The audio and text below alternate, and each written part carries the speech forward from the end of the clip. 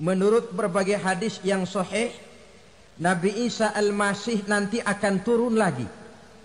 Tidak membawa risalah yang baru, tapi meluruskan risalah Islam ini yang telah banyak ditinggalkan oleh masyarakat. Bahkan ada hadis menjelaskan beliau akan membunuh Nabi, mematahkan kayu-kayu salib, lalu melaksanakan haji dan umrah mengikuti syariat Nabi Muhammad, bukan membawa agama baru. Ibu-ibu, saudara-saudara kaum muslimin rahimakumullah. Pada pertemuan yang lalu sudah saya jelaskan bahwa hidup selalu berakhir dengan kematian. Apabila datang kematian menimpa seseorang, datanglah kiamat baginya. Itu yang disebut dengan kiamat kecil. Hakikatnya mati adalah perpindahan dari kehidupan di dunia ini menuju kehidupan di alam barzakh. Menunggu kita di alam barzakh sampai datangnya saat kiamat. Entah 10 tahun, entah 100 tahun, entah 1000 tahun, hanya Allah saja yang maha tahu. Adapun orang-orang beriman yang melakukan amal kebajikan dalam kehidupan di dunia ini, masa penantian yang lama di alam barzakh buat mereka sebentar saja.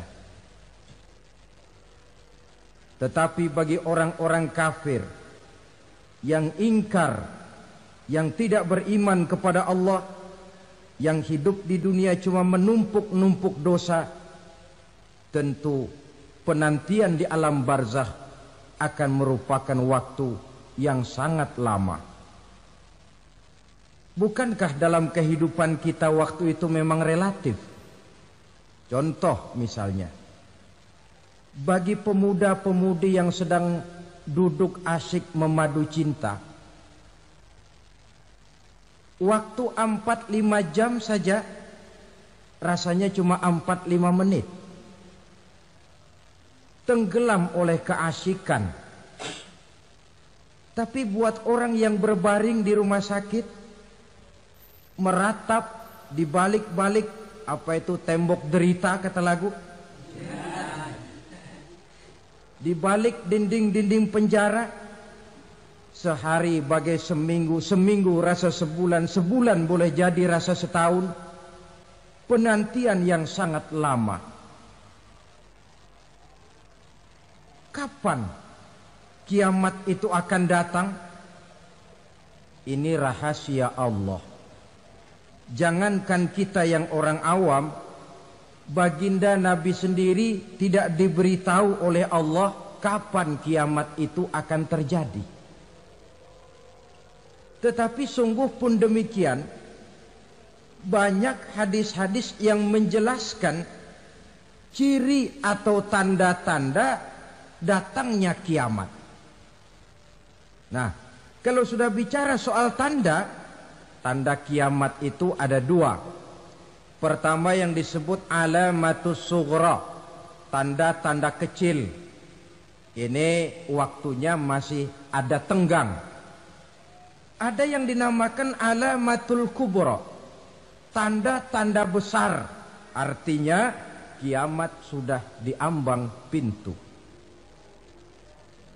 Apa tanda-tanda kecil dari datangnya hari kiamat itu? Misalnya kata Nabi, apabila ilmu sudah diangkat oleh Allah. Artinya apabila ulama sudah banyak wafat, minat orang belajar agama berkurang, lalu kebodohan nampak merajalela di mana-mana, zina dikerjakan secara terbuka, minuman-minuman keras jadi kebanggaan. Itu termasuk di antara tanda-tanda kecil terjadinya hari kiamat. Apalagi misalnya iza waladatil ammatu rabbataha, apabila budak sudah melahirkan tuan. Apa maksudnya? Ada yang mentafsirkan apabila anak sudah bisa membudaki orang tuanya. Orang tua yang melahirkan dia, yang membesarkan dia, demi setelah si anak besar jadi orang berpangkat, bertitel, berharta, berkedudukan, jadilah orang tua itu budaknya. Sehingga sering dibilang kalau orang tua kaya, anak jadi raja. Tapi kalau anak yang kaya, orang tua sering jadi budak. Apalagi munculnya fitnah yang bergelombang, timbul perang antara dua bangsa yang besar, waktu berjalan terasa sangat pendek sekali. Itu merupakan tanda di antara tanda-tanda kiamat. Termasuk di dalamnya sulit membedakan mana laki, mana perempuan. Kan kalau tanda-tanda kayak begini sekarang sudah banyak kita lihat kan. Ulama banyak wafat, penggantinya sulit. Zina dikerjakan berterang-terangan, minuman keras jadi kebanggaan. Banyak anak membudaki orang tuanya, sulit membedakan mana laki, mana perempuan. Kadang-kadang dari belakang kita lihat perempuan bener, begitu kita colek nengok jenggotan.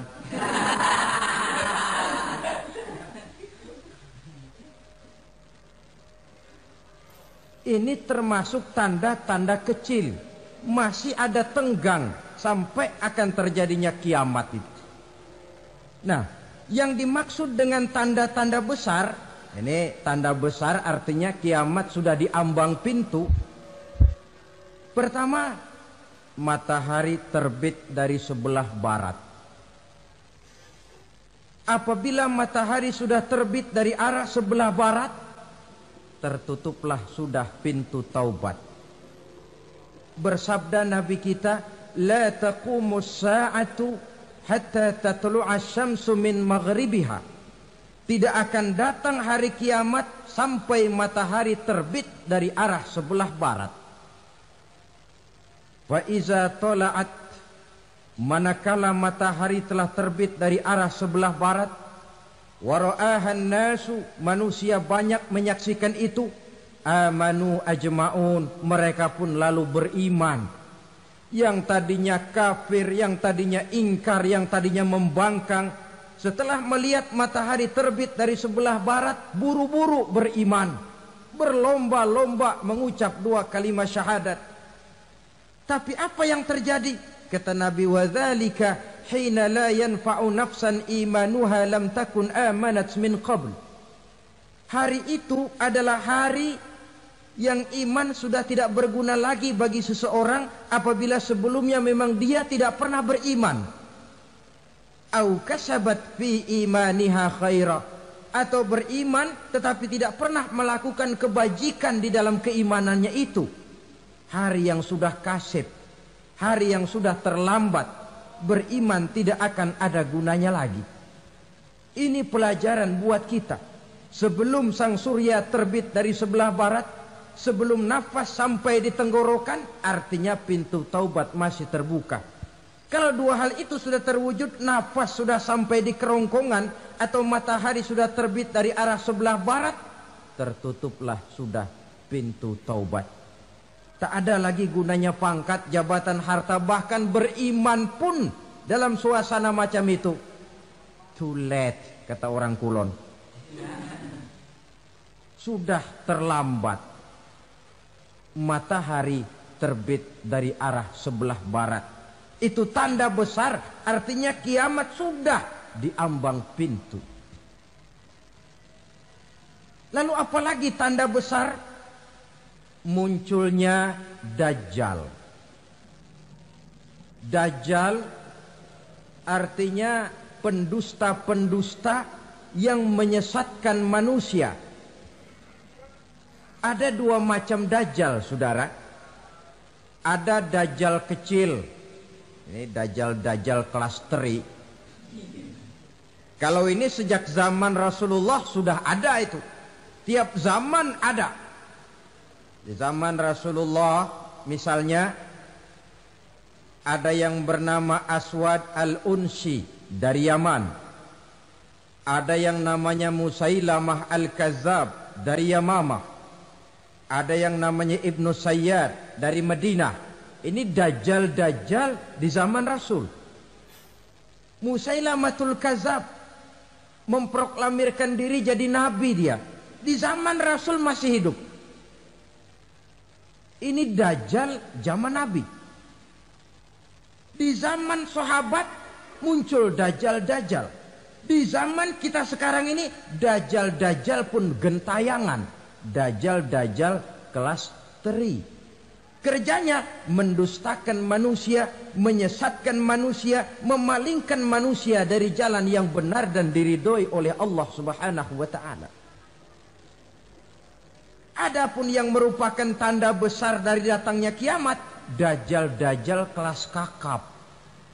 Pembohong-pembohong besar yang menyesatkan masyarakat manusia berpaling dari jalan Allah mengikuti jalan mereka. Apa sih ciri dajjal itu? Kata Nabi dalam hadis Bukhari Muslim, "Inna dajjala", sesungguhnya yang namanya dajjal itu yakhruju, satu saat akan muncul mendekati hari kiamat. Wa inna ma'ahu ma'an, si dajjal ini membawa air. Wa naran, dan juga membawa api. Dua simbol. Di tangan yang satu dia bawa air, di tangan yang satu dia bawa api. Wa ammal ladzi yarahu an-nasu ma'an fanarun. Adapun yang orang banyak lihat air, hakikatnya adalah api. Yang dilihat api, hakikatnya adalah air. Oleh sebab itu, kalau api yang ditawarkan, ambillah air. Kalau air yang ditawarkan, pilihlah api. Maksudnya apa ini? Ini bahasa simbol, saudara-saudara. Dajjal bicaranya seolah-olah untuk kepentingan manusia. Menawarkan surga. Surga yang dia tawarkan hakikatnya neraka. Hai manusia, kalau kau mau bahagia, jangan dekat-dekat dengan agama. Solat itu tidak efektif dan efisien, tidak produktif dari segi ekonomi itu. Menghadiri majelis taklim cuma buang-buang waktu. Tahajud, tasbih, tahlil, baca Quran, apa itu? Pekerjaan mubazir saja. Hidup ini cuma sekali, masa yang cuma sekali, manfaatkan dengan sebaik-baiknya. Mumpung. Dibawanya sifat mumpung, tetapi dalam pengertian yang sangat negatif. Bicaranya seolah-olah untuk kepentingan manusia, tetapi sebenarnya menjerumuskan manusia. Menawarkan air, tapi sebenarnya api. Menawarkan api, tapi hakikatnya air. Buat apa kamu sholat? Buat apa kamu bayar zakat? Buat apa kamu puasa? Surga yang dicanangkan dajjal, hakikatnya neraka. Neraka yang digambarkan dajjal, pada dasarnya adalah surga. Jadi memutarbalikan fakta itu kerjaan dajjal. Yang hak jadi batil, yang batil dibilang hak, yang benar jadi salah, yang salah malah jadi benar. Tuntunan disuruh jadi tontonan, tontonan malah menjadi tuntunan. Itu pekerjaan dajjal profesinya. Zamannya Nabi Adam, dajjalnya kan iblis. Betul? Betul. Apa sih gang kerayuan iblis itu? Allah setelah menciptakan Nabi Adam kan bilang, Adam, kau dan istrimu Hawa tinggal di surga ini. Seluruh fasilitas yang ada di surga persilahkan kau nikmati. Satu yang tidak boleh, jangan coba-coba dekati pohon khuldi. Dekat saja jangan, apalagi sampai memetiknya. Datang dajjal yang namanya iblis ini. Adam, kamu tahu nggak kenapa tidak boleh makan buah khuldi? Ya nggak tahu, pokoknya saya dilarang. Bodoh kamu Dam. Khuldun artinya kekal. Kalau kamu makan itu buah, kau akan kekal di surga buat selamanya. Allah tidak kepengen, maka dilarang kamu makan buah khuldi. Kalau kau ingin kekal di surga Adam, makan saja. Saya bicara begini ini untuk kepentingan kamu Adam. Ini kan ciri-ciri Dajjal. Bicaranya sih seolah-olah untuk kepentingan Nabi Adam, hakikat sebenarnya menjerumuskan Nabi Adam supaya ingkar dan melanggar larangan dari Allah Subhanahu wa ta'ala. Jadi setelah muncul Dajjal, timbul kekacauan-kekacauan di masyarakat. Banyak yang terpengaruh, terpedaya dan terpesona. Termasuk mereka yang memproklamirkan diri jadi nabi. Mereka yang memproklamirkan diri jadi rasul di zaman sesudah Rasulullah wafat. Itu adalah Dajjal-Dajjal. Maka saya ingatkan, kalau di zaman kita sekarang ini ada orang ngaku jadi nabi, ada orang ngaku jadi rasul, biar bahasa Arabnya kental, Quran hafal, hadis ribuan hadis hafal, biar pakai serban sampai menyengser ke tanah, bahasa Arabnya fasih, tapi dia mengaku jadi nabi, jadi rasul, kita umat Islam wajib tidak percaya. Wajib untuk tidak percaya. Itulah Dajjal-Dajjal zaman kita sekarang ini. Tidak mustahil mereka datang mempengaruhi orang awam supaya berpaling dari Rasulullah, mengikuti mereka. Nah, di akhir zaman nanti, mendekati hari kiamat, Dajjal ini muncul. Dajjal kelas kakap, menyesatkan masyarakat manusia untuk berpaling dari Islam, mengikuti seruan mereka. Apalagi di antara datangnya kiamat itu, tanda yang besar itu, turunnya Nabiullah Isa Al-Masih, putra Maryam. Menurut berbagai hadis yang sahih, Nabi Isa Al-Masih nanti akan turun lagi. Tidak membawa risalah yang baru, tapi meluruskan risalah Islam ini yang telah banyak ditinggalkan oleh masyarakat. Bahkan ada hadis menjelaskan beliau akan membunuh Nabi, mematahkan kayu-kayu salib, lalu melaksanakan haji dan umrah mengikuti syariat Nabi Muhammad, bukan membawa agama baru. Menjadi semacam mujaddid, reformer, menyelamatkan manusia dari bisikan Dajjal. Bahkan ada riwayat yang menjelaskan bahwa Nabi Isa berhasil mengalahkan Dajjal, mengembalikan masyarakat manusia kembali kepada ajaran Islam yang datang dari Allah, dibawa oleh Rasulullah Sallallahu Alaihi Wasallam. Dengan kata lain, turunnya Nabi Isa bukan sebagai Nabi dan Rasul baru, tetapi mengikuti syariat Nabi kita Muhammad Sallallahu Alaihi Wasallam. Saudara hadirin, ibu-ibu hadirat yang saya hormati, kemudian apalagi di antara tanda-tanda besar akan datangnya kiamat itu? Keluarnya asap atau awan. Kata Nabi, inna min asyrati sa'ah dukhanan yamla'u ma bainal masyriqi wal maghrib. Di antara tanda-tanda kiamat, munculnya awan antara langit dan bumi. Ini pun diperkuat dalam surah Ad-Dukhan ayat 10. Fartaqib yauma ta'tis sama' bidukhanim mubin fayughshan nas hadza azabun alim. Bagi orang-orang yang beriman, mereka biasa-biasa saja. Tapi bagi orang kufur, datangnya asap dan awan ini merupakan azab yang kelewat pedih. Barangkali sedikit mendekati gambaran tentang azab yang pedih ini, saya ingatkan alam pikiran kita kepada peristiwa yang belum lama terjadi. Pernah dengar berita bocornya reaktor nuklir di Chernobyl, Uni Soviet? Pernah dengar? Nah, bocornya reaktor nuklir di Chernobyl yang mengakibatkan ratusan bahkan sangat mungkin ribuan nyawa. Cuma satu reaktor.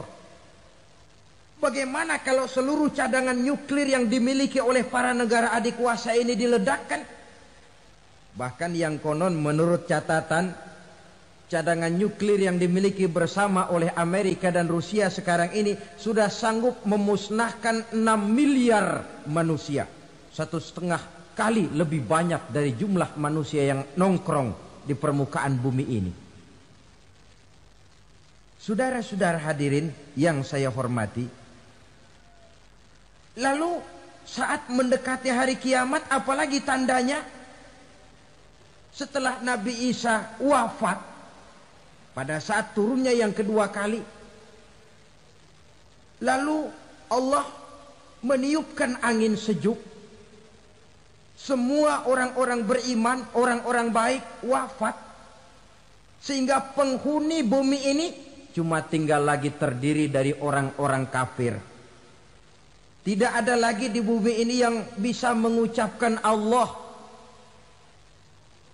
Sehingga dalam hadis qudsi itu ada keterangan, Innallaha azza wa jalla yaqulu li Israfil.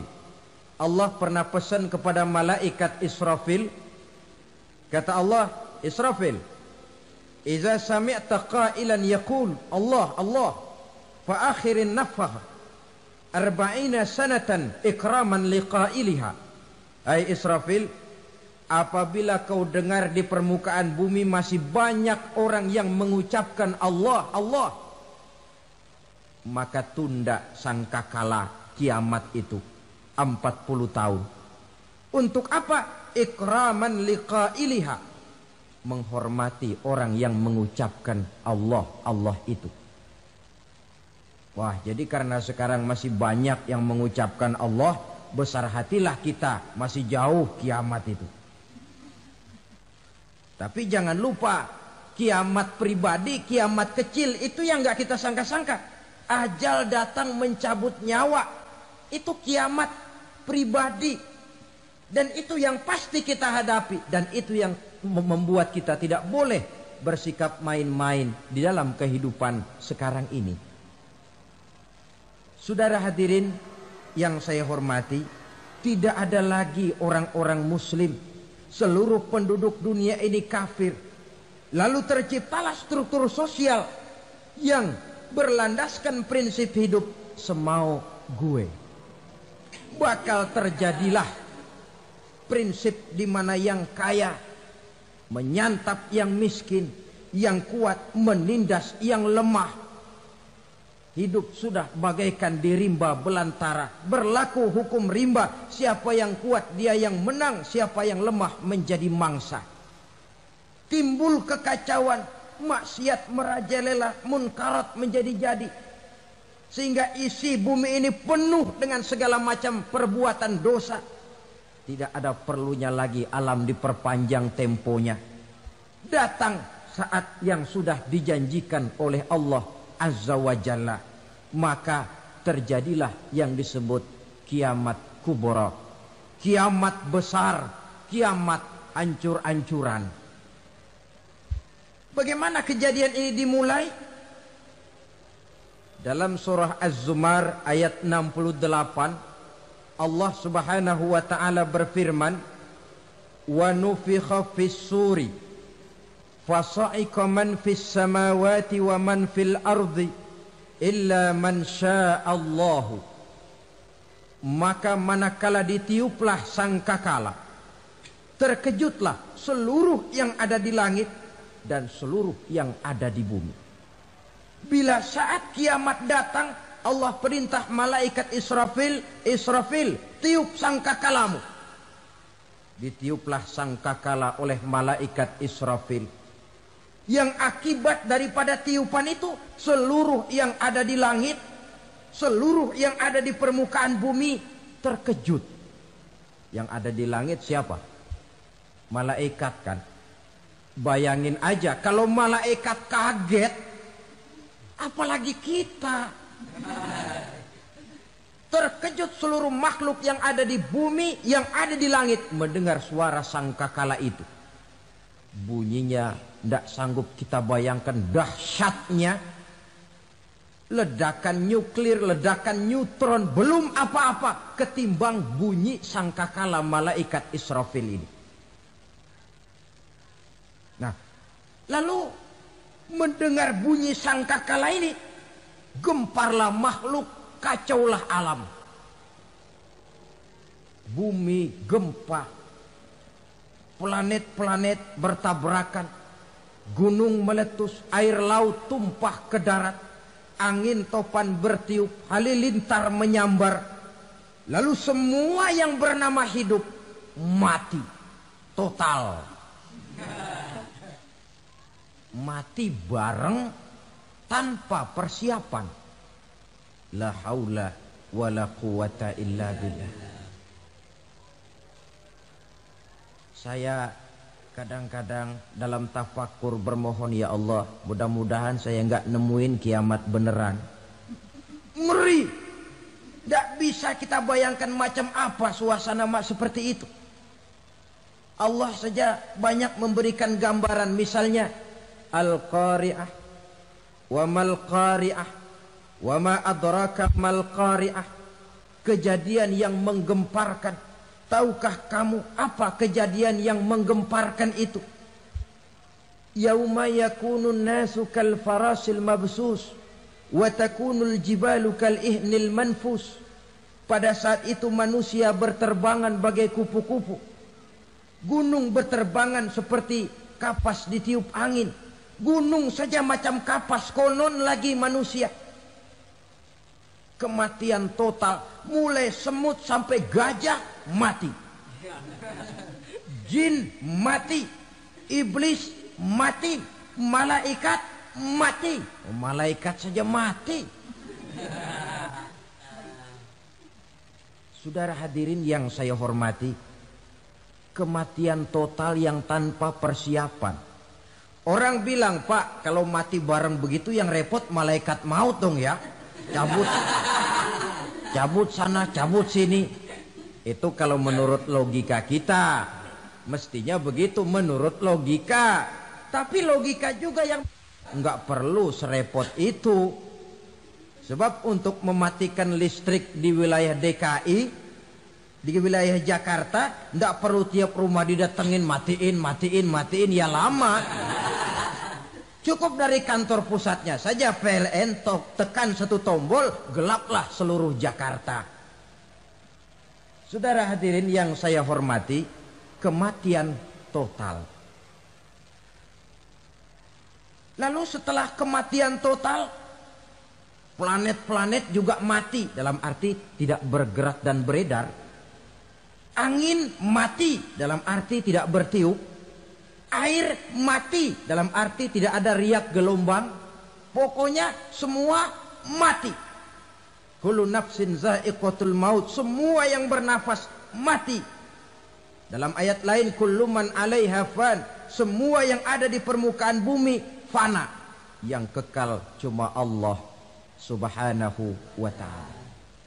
Yang paling belakang mati malaikat maut dan malaikat Israfil. Tapi mati juga sesuai dengan janji Allah. 40 lamanya. Tidak dijelaskan oleh Abi Hurairah 40 jam, apa 40 hari, apa 40 tahun. Hadis cuma menyebutkan 40 saja. Sunyi alam. Yang tinggal cuma Allah saja lagi. Ketika itu Allah berseru-seru, katanya, limanil mulkul yauma. Siapa para penguasa hari ini? Mana itu raja-raja dan penguasa yang dulu mengaku jadi Tuhan? Fir'aun. Mana Fir'aun sekarang? Yang dulu jadi raja, merasa berhasil, sombong, lalu tidak mau turun-turun dari kekuasaannya, sampai kepada puncak kekurang ajarannya mengangkat diri jadi Tuhan. Mana itu Fir'aun? Namrus. Mana sekarang Namrus? La ilaha illa ana. Ternyata tidak ada Tuhan lain selain daripada aku, kata Allah. Proses kemudian, saudara-saudara, turunlah hujan dari langit. 40 lamanya hujan itu. Tidak jelas juga 40 jam apa 40 hari. Setelah air turun membasahi, datanglah tiupan sangkakala yang kedua. Semua yang bernama mati bangkit dari kuburnya masing-masing. Ini yang disebut Yaumul Ba'thi, hari kebangkitan. Allahu Akbar. Pada saat kita bangkit dari kubur kita masing-masing, kumpul di padang mahsyar namanya. Bayangin aja, saya sendiri nggak sanggup bayangin. Manusia sejak zaman Adam sampai zaman kiamat kumpul bareng di tempat sama. Berapa banyaknya itu?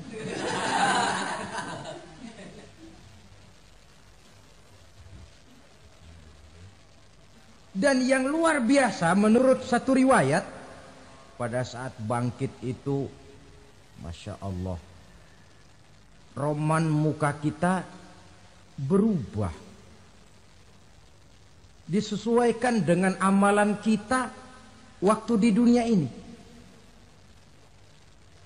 Barang siapa yang waktu di dunia amalannya itu amalan tikus, di akhirat nanti dia bangkit dari kubur, mukanya seperti muka tikus. Gagah betul badannya, tapi mukanya seperti tikus. Kenapa? Amalannya waktu di dunia seperti amalan tikus.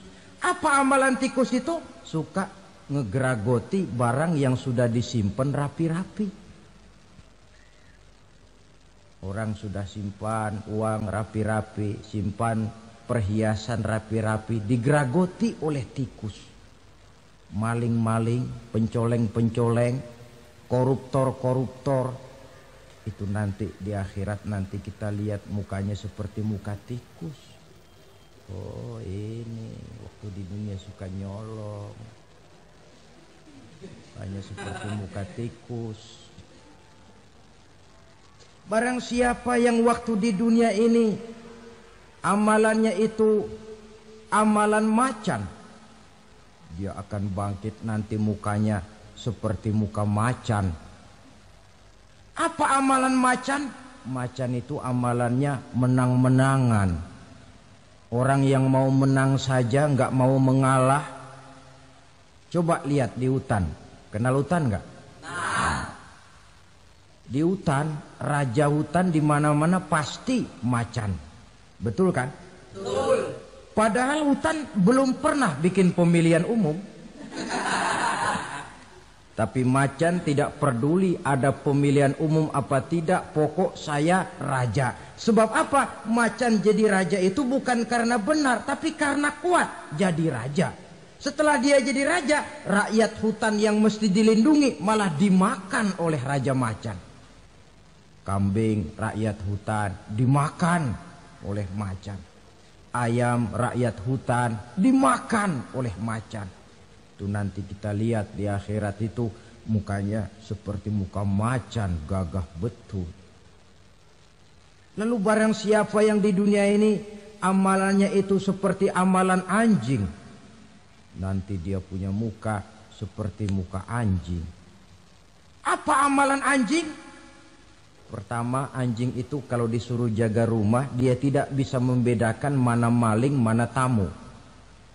Biar yang datang maling, kalau bawa tulang, anjing kalem. Yang kedua, anjing itu akan setia kepada siapa saja yang memberinya roti. Siapa yang memberinya roti, itulah majikannya. Apa kata majikannya, pasti dia laksanakan. Soal benar atau salah dia tidak peduli. Setelah anjing dapat roti, dia tidak punya pilihan lain kecuali bilang, abdi mah kumaha juragan wae ayeuna mah.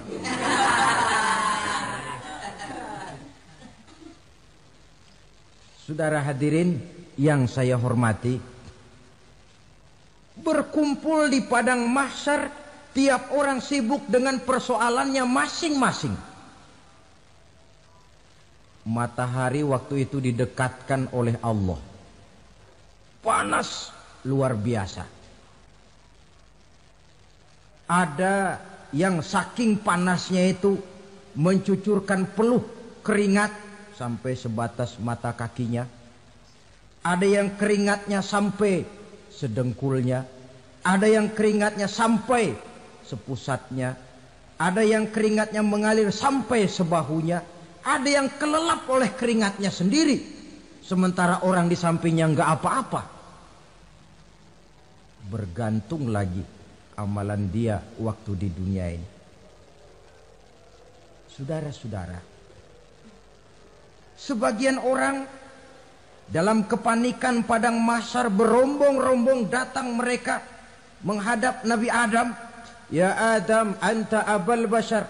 Hai Adam, Tuhan adalah bapak moyang manusia. Kami sebentar lagi akan disidang, dimintakan pertanggungan jawab. Tolonglah kami, hai Adam. Kata Nabi Adam, jangankan nolongin sampean, saya sendiri tanggung jawab di hadapan Allah ketika dulu tidak boleh makan khuldi, saya serobot. Sudahlah, urus diri masing-masing saja, nafsi. Begitu kata Nabi Nuh, begitu kata Nabi Ibrahim. Tiap orang bertanggung jawab sendiri-sendiri. Ketika itulah saudara-saudara, nikmatnya menjadi umat Nabi besar Muhammad sallallahu alaihi wasallam. Sebab apa? Walaupun menurut abjad kita ini umat paling belakang, kan paling belakang kita ini toh, karena Nabi Muhammad adalah Nabi akhir, tapi akan dihisap lebih dulu, lewat di atas sirat lebih dulu, masuk surga lebih dahulu ketimbang umat-umat belakangan. Ketika Rasul mendekati ajal, beliau tanyakan itu kepada malaikat Jibril. Malaikat Jibril berkata, Muhammad jangan khawatir, Allah sudah berjanji, inni haramtul jannata ala sairil anbiya hatta tadkhulaha anta wa haramtuha ala sairil umami hatta tadkhulaha ummatuka. Surga aku haramkan buat seluruh nabi kecuali kalau engkau Muhammad sudah masuk ke dalamnya, dan surga aku haramkan buat seluruh umat kecuali kalau umatmu Muhammad sudah masuk ke dalamnya. Logikanya, walaupun menurut abjad kita umat paling belakang, bakal dihisap paling dulu, lewat di atas sirat paling dulu, masuk surga paling dulu, kalau mampir ke neraka juga paling ya resiko. Jangan mau enaknya aja paling dulu. Saudara hadirin yang saya hormati, setelah masa kebangkitan itu jangan dikira begitu bangkit langsung diperiksa. Masih menunggu menanti ribuan tahun perhitungan padang mahsyar untuk sampai kepada proses yang disebut yaumul hisab, hari perhitungan. Seorang demi seorang bakal dipanggil.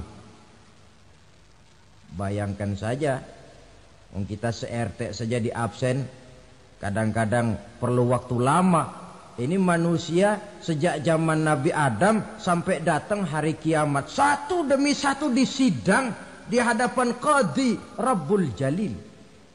Status sosial copot sudah waktu itu.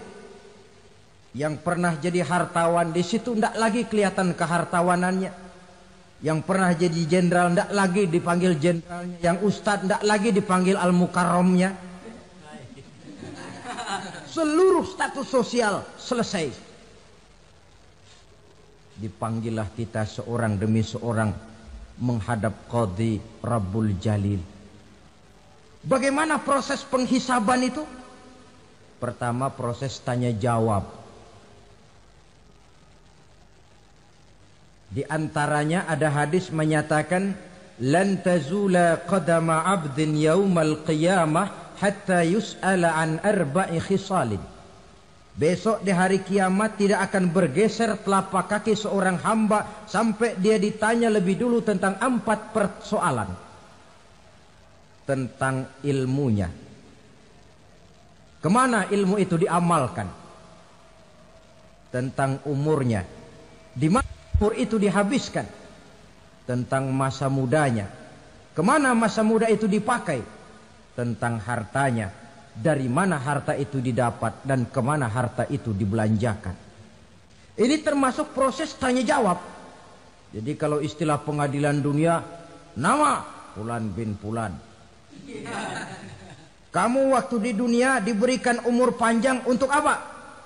Pernah mengalami masa muda, kemana kau habiskan masa remajamu? Kau diamanahkan ilmu, dengan apa ilmumu kau amalkan? Kau diberikan harta, dari mana harta kau dapat, kemana kau belanjakan?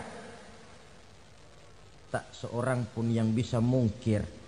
Sebab apa? Dikala itu yang menjadi saksi bukan orang. Yang menjadi saksi adalah seluruh anggota badan kita. Tangan bicara, kaki jadi saksi terhadap seluruh amalan yang pernah kita kerjakan pada saat kehidupan di alam dunia ini. Selesai proses tanya jawab, lalu diperlihatkan buku catatan kita waktu hidup di dunia ini. Jangan lupa Allah itu menyiapkan 2 superkomputer kepada kita. Sebelah ditempelin sebelah kanan, yang sebelah tempelin di sebelah kiri. Komputer itu namanya Raqib dan Atid. 2 malaikat yang apabila baik kita lakukan, refleks saja akan menulis kebajikan kita. Jahat kita kerjakan, akan tertulis. Catatan itu nanti diperlihatkan kepada kita. Waduh, alangkah malunya pada saat diperlihatkan catatan kita, buku rapot kita merah melulu. Barangkali diperiksa sambil diomelin, brengsek lo. Buku merah melulu begini, bagaimana waktu hidup di dunia? Tidak cukup diperlihatkan buku catatan kehidupan, rekaman kehidupan. Rekaman kehidupan kita secara utuh sejak terlahir sampai ajal datang merenggut nyawa. Barangkali mirip dengan video sekarang ini, di mana terekam dengan baik seluruh kegiatan kita sejak yang sekecil-kecilnya sampai kepada yang sebesar-besarnya. Untuk kemudian kita pun menerima balasan. In khairan fa khairun wa in syarran fa syarrun. Kalau baik ya baik balasannya, kalau jahat ya jahat juga balasannya. Catatan-catatan kita diberikan. Kalau banyak kebajikannya diberikan di tangan kanan dengan cara yang halus. Kalau banyak kejahatannya diberikan dari sebelah kiri atau dilempar dari belakang. Itulah sebabnya sejak di dunia ini kita sudah mohon kepada Allah. Ketika berwudu membasuh tangan kanan, apa kita bilang? Allahumma a'tini kitabi biyamini wa hasibni hisaban yasira. Ya Allah, berikan saya kitab di tangan kanan, dan kalau saya memang perlu dihisap, hisaplah saya yang seringan-ringannya. Tangan kiri berlindung kita kepada Allah. Jangan sampai diberikan kitab di tangan kiri atau dari arah sebelah belakang. Wa'udzubika an tu'tiya kitabi bishimali au min warai zuhri, dari arah sebelah belakang. Na'udzubillah min dzalik. Setelah selesai lewat proses penghisaban, lewat mizan, timbangan, maka yang sudah selesai dihisab itu bergeraklah menuju sirat, jembatan yang terbentang menuju surga melalui neraka. Saudara-saudara, panjangnya perjalanan sirat itu memakan waktu ratusan tahun. Tetapi orang yang lewat di atas sirat pun macam-macam, bergantung amalannya ketika di dunia ini. Ada yang lewat di atas sirat itu kal barkil khatib, seperti kilat yang menyambar, lep, sudah sampai dia di surga. Cepat bukan main. Ada yang lewat di atas sirat itu seperti orang lari-lari. Ada yang lewat di atas sirat itu seperti orang jalan biasa. Ada yang sambil merangkak, ada yang sambil ngesor, ada yang sambil gelayutan, ada yang selamat sampai ke ujung ke surga, ada yang tergelincir jatuh masuk ke dalam neraka, bergantung amalannya dalam kehidupan di dunia sekarang ini. Tiap kita akan melewati yang namanya sirat ini. Saudara-saudara kaum muslimin yang saya hormati, dengan demikian mereka yang selamat melalui sirat sampai ke terminal akhir surga, mereka yang ketika dihisab ternyata banyak kejahatannya daripada kebaikannya, mereka singgah di dalam neraka. Nah, adapun orang-orang yang beriman menurut ayat Quran dan hadis Nabi itu nanti ada bermacam-macam. Ada orang beriman itu yang dimasukkan surga. Ada orang beriman itu yang dimasukkan ke dalam surga. Ada orang beriman itu yang disebut penduduk surga. Kenapa lain-lain, Pak? Karena waktu di dunia amalannya juga lain-lain. Ada orang beriman yang masuk surga. Ini paling murah tiketnya. Mau masuk surga? Kata Nabi begini, ma min abdin qala la ilaha illallah thumma mata ala dhalik illa dakhalal jannah. Kalau seorang hamba sudah mengucap dua kalimat syahadat, dia yakin dengan kebenaran kalimat itu sampai matinya, orang itu akan masuk surga. Abi Dzar yang waktu itu diajak bicara heran, ya Rasul kok gampang betul? Iya. Walaupun orang itu mencuri, iya. Walaupun orang itu berzina, iya. Biar dia mencuri, biar dia berzina, kalau dia sudah mengucap dua kalimat syahadat, dia yakin dengan kebenaran kalimat itu sampai matinya, itu orang akan masuk surga. Jadi masuk surga cukup dua kalimat syahadat, yakin sampai mati, masuk surga. Itu perkara masuk. Tapi kalau pertanyaannya diterusin, masuknya kapan, Pak? Nah, ini lain lagi urusannya. Sebab ada yang masuknya itu langsung, ada yang mampir dulu. Di sana tempat cuma dua, kalau tidak surga, neraka. Mau ke surga tapi mampir dulu, yang mampirnya jelas di neraka. Kenapa? Dalam hadis qudsi ada riwayat, nanti itu di akhirat, setelah Allah selesai mengatur penduduk surga masuk surga, yang neraka masuk neraka, Allah berkata kepada malaikat Malik, malaikat Malik, labaik ya Allah. Itu bajingan-bajingan tengik, manusia-manusia durjana yang waktu di dunia tidak mau sujud, jauh dari ulama, gemar melakukan yang munkarat dan maksiat, hidup di tengah masyarakat selalu jadi bibit keonaran, kufur, sudah masuk neraka semua. Sudah ya Allah. Nah, kalau sudah, coba sekarang kamu masuk, Malik. Saya, iya, masuk neraka. Mau apa ya Allah?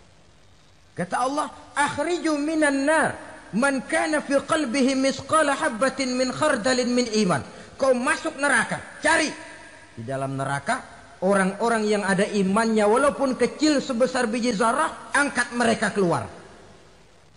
Masuk malaikat Malik ke neraka, cari orang yang ada imannya, korek-korek. Ya repot, udah pada gosong. Yang ada imannya diangkat ke atas, yang ada imannya diangkat ke atas, lalu dimandikan di Nahrul Hayat, namanya sungai kehidupan di akhirat nanti.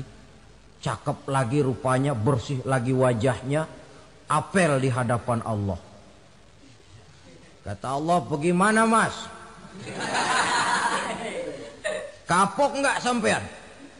Kapok ya Allah. Nah, kalau kapok, idhab fadkhulil jannah, pergi masuk surga sana. Berangkat mereka ke surga.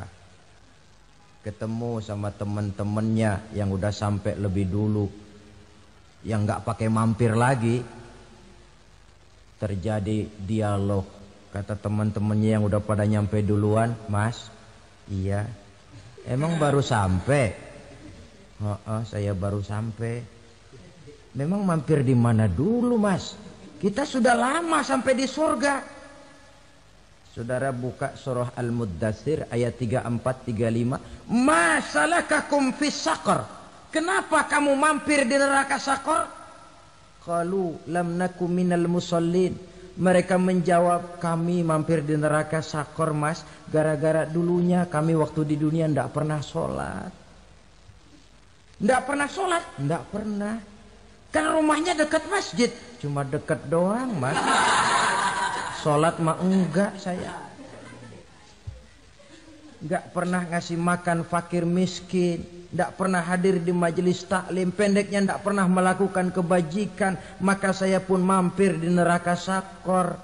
Untung betul saya punya iman, Mas, sedikit. Waktu hidup di dunia dulu saya pernah mengucap 2 kalimat syahadat, sekali-kalinya waktu mau kawin. Masya Allah. Untung saja kawin, kalau nggak kawin polos.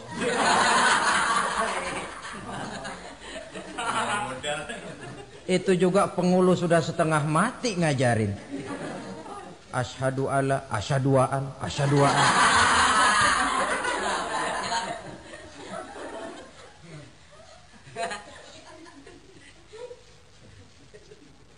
Ini namanya masuk surga, ada mampir dulu.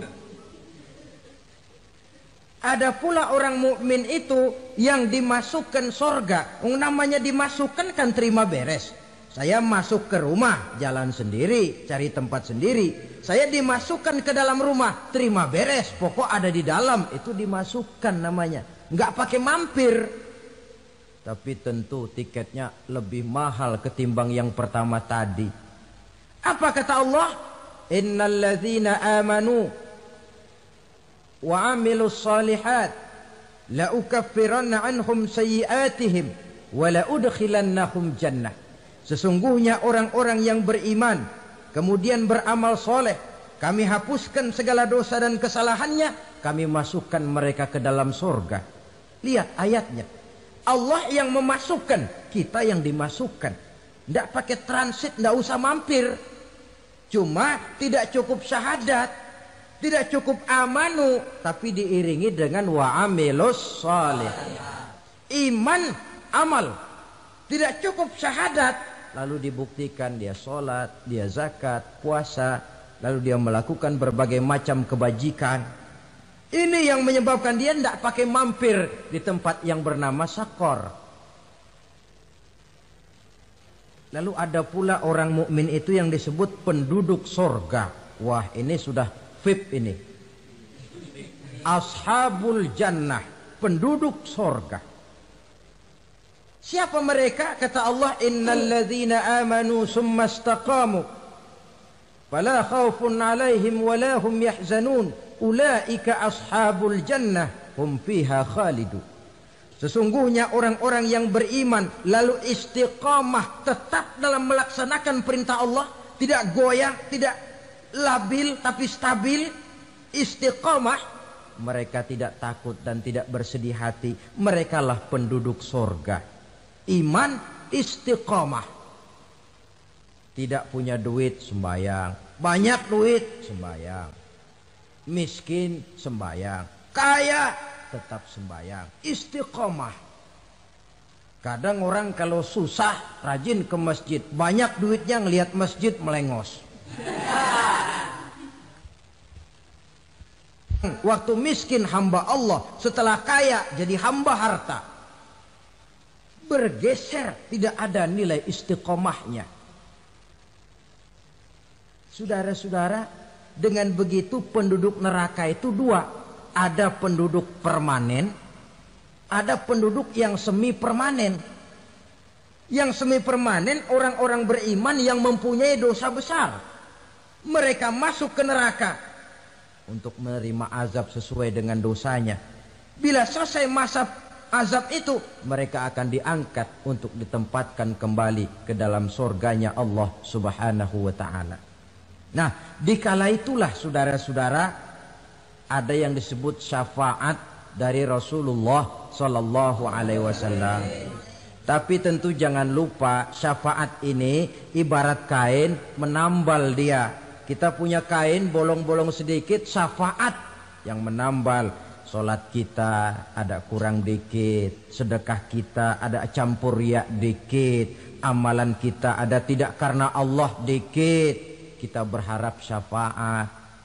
Jadi biarlah kain masih bolong-bolong, yang penting punya kain. Tapi kalau kainnya tidak ada, yang ditambal apanya?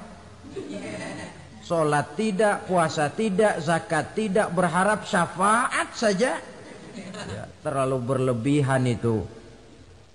Saudara hadirin yang saya hormati, apabila selesai proses penghisaban, proses penghitungan, maka dikala itulah manusia terbagi dalam dua kelompok besar.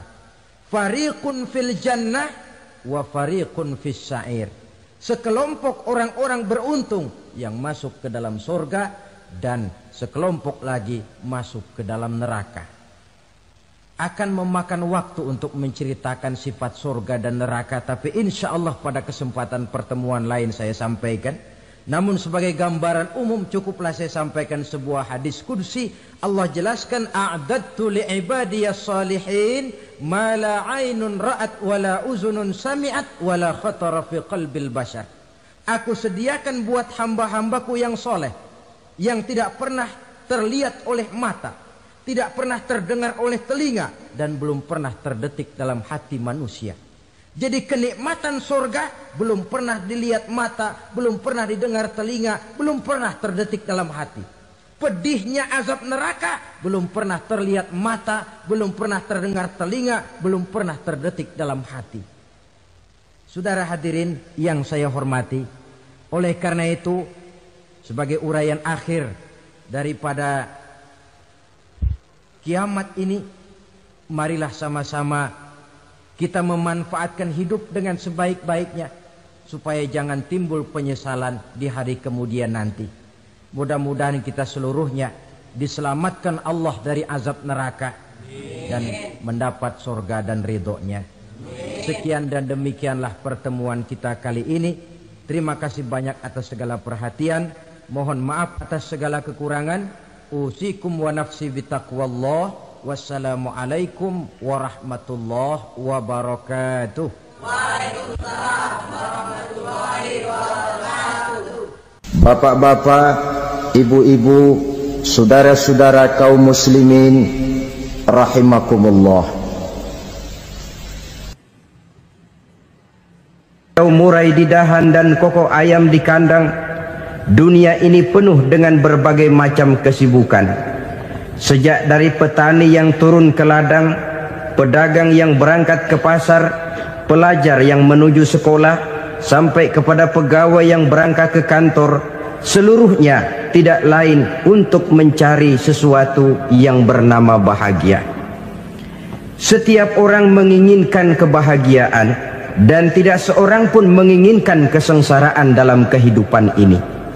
Namun nyatanya tidak setiap orang yang ingin bahagia mengetahui jalan yang harus ditempuhnya untuk sampai kepada kebahagiaan itu. Maka pada kesempatan pertemuan kali ini, saya ingin menyampaikan sebuah hadis dari junjungan kita baginda Nabi besar Muhammad sallallahu alaihi wasallam yang termuat dalam kitab Mukhtarul Ahadits An-Nabawiyah, di mana beliau bersabda, Arba'un min sa'adatil mar'i. Ada 4 perkara yang merupakan tanda dari orang bahagia. Saya mau tanya, di antara saudara-saudara yang hadir di sini, apa ada yang kepengen jadi orang sengsara? Ya. Seluruhnya tentu ingin mendapatkan kebahagiaan. Maka menurut resep dari Nabi kita, tanda orang bahagia itu 4. Jadi kalau saudara ingin bahagia, harus mempunyai 4 perkara ini. Yang pertama, orang bahagia itu kata Nabi, darun wasi'un, punya rumah biar bagus asal gede. Enak ngaturnya daripada sudah punya rumah kecil adanya di pinggir kali, gubuk, kalau hujan bocor miring lagi, kiamat. Loh, kalau gitu Islam materialis dong. Hadis ini boleh diartikan dengan makna hakiki, arti yang sebenarnya, boleh diartikan dengan makna majazi, arti kiasan. Kalau dia diartikan dengan arti kias, maka yang dimaksud darun wasi'un ay qalbun wasi'un, rumah yang luas tidak lain daripada hati yang lapang. Karena di situ kunci kebahagiaan yang sebenarnya. Walaupun kita cuma tinggal di petak berukuran 2 kali 3 meter, kalau hati kita luas-luas rasanya rumah itu. Tapi biar rumah kita halamannya saja puluhan ribu hektar, ada kolam renangnya, kamar tidurnya tidak lagi terhitung. Kalau hati yang menempati rumah itu sempit, maka akan terasa sempit jugalah rumah itu. Tempat bergantungnya tidak lain adalah hati. Marilah kita mencoba melihat berbagai pandangan orang tentang bahagia ini. Ada orang menyangka bahwa bahagia itu kalau dia mendapatkan harta yang sebanyak-banyaknya. Siapa yang banyak harta, dialah raja. Apa yang dia mau, seluruhnya bisa dibeli. Keamanannya, dia bisa menyewa petugas. Seluruh fasilitas untuk menyenangkan kehidupannya bisa dibeli. Pendeknya, hartalah segala-galanya dalam kehidupan. Sampai ada pepatah mengatakan, innad darahima fil amakini kulliha taksur rijala mahabatan wa jalala. Sesungguhnya harta, dinar, dirham, uang di mana-mana selalu bikin hebat orang yang memilikinya. Coba lihat orang yang punya duit sama yang enggak punya duit, jangan gaya hidupnya, gaya jalannya aja lain. Wahia lisanun liman arada fasahatan, wahia silahun liman arada qitala. Uang adalah senjata yang paling ampuh bagi orang yang mau pergi perang, dan lidah yang paling fasih bagi orang yang mau bicara. Kalau bicara dengan lidah macet, cobalah bicara dengan harta, lancar. Sampai ada pepatah demikian, segalanya bisa diatur dengan harta. Maka di kalangan orang yang berpandangan semacam itu, seluruh kegiatan hidupnya hanya terfokus kepada bagaimana mengumpulkan harta yang sebanyak-banyaknya. Tidak peduli halal haram, tidak kenal sore pagi siang dan malam, tidak sempat sujud, jauh dari agama, jauh dari kehidupan yang bersifat ruhaniyah, jauh dari Allah dan sebagainya. Sampai dalam Al-Quran dikelompokkan dalam kelompok yang dinamakan lumazah. Allazi jama'a malahu wa addadah yahsabu anna malahu akhladah. Mereka mengumpul-ngumpulkan harta sebanyak-banyaknya dan menyangka bahwa harta yang banyak itu dapat mengekalkan hidupnya, mengekalkan kekayaannya, mengekalkan kebahagiaannya.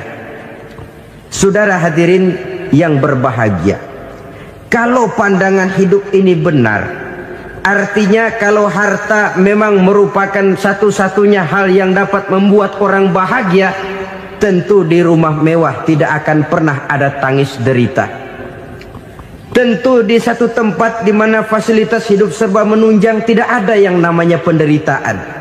Tapi suka dan duka, sedih dan gembira, senyum dan tawa adalah milik setiap orang, baik dia punya harta maupun dia tidak punya harta. Nyatalah bahwa harta semata-mata bukan merupakan jaminan bahwa orang akan bahagia. Walaupun tanpa harta orang sulit untuk bahagia. Saya mau cerita, ada orang super kaya. Namanya Aristotle Onesimus, raja tanker Yunani. Dia punya kapal tanker saja konon sampai 11 banyaknya. punya perusahaan penerbangan yang disebut Olympic Airlines, punya hotel di berbagai kota besar di dunia ini, sejak dari New York, London, Paris, Rome dan sebagainya. Bahkan punya pulau yang dia namakan Pulau Scorpio. Ini kan namanya sudah kaya nggak tanggung-tanggung, punya pulau. Nah, dia punya 2 orang anak, yang satu laki-laki namanya Alexander, yang satu perempuan namanya Maria Onesius. Seluruh harapannya tertumpah kepada anak lakinya Alexander ini, yang akan meneruskan usahanya, meneruskan kekayaannya, meneruskan dinastinya. Apa yang terjadi? Ternyata anak yang dia harapkan yang bernama Alexander ini mati muda dalam kecelakaan pada waktu dia olahraga. Apa olahraganya? Namanya olahraga anak orang kaya, golongan jet set. Olahraganya olahraga pesawat terbang. Jatuh, ya nggak kapungut, habis mati. Tinggal satu anak perempuannya, Maria Onesius. Tapi anak perempuan ini juga malah urakan. Terakhir dia pacaran, bahkan kemudian kawin sama orang Rusia. Rupanya Aristotle Onesius ini broken. Kekayaannya yang berlimpah ruah, perusahaannya yang begitu banyak, siapa yang akan meneruskan? Siapa yang akan menggantikan? Sampai kemudian dia mengurung diri di Pulau Scorpio dan mati di sana secara mengenaskan. Seorang multi jutawan, seorang yang super kaya, mati menyendiri di pulau sepi. Ibarat kata pepatah, anak ayam mati di lumbung. Bukan kekurangan makanan, keurugan makanan. Begitu kehidupan Aristotle Onesius.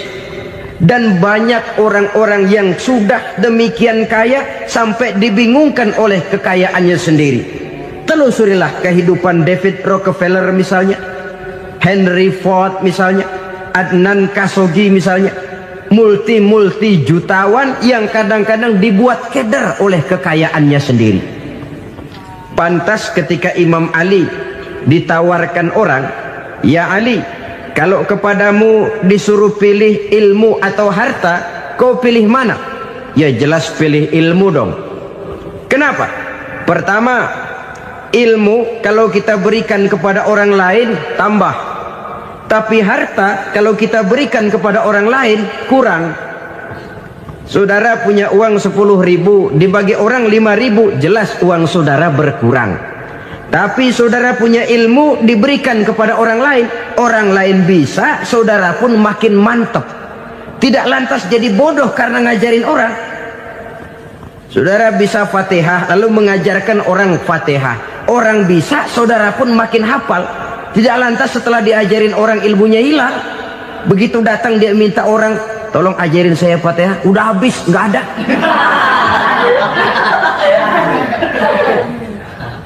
Yang kedua kata Imam Ali, ilmu menjaga kita. Kalau harta kita yang harus jaga. Makin banyak ilmu makin terpelihara diri seharusnya. Tetapi makin banyak harta makin bingung kita jaganya. Sampai kadang-kadang kalau perlu seluruh keliling rumah dipasangi alarm. Belum cukup disewakan anjing besar-besar, pasang di depan pintu, awas anjing galak. Masih belum cukup juga, cari centeng tukang-tukang kepruk jaga rumah.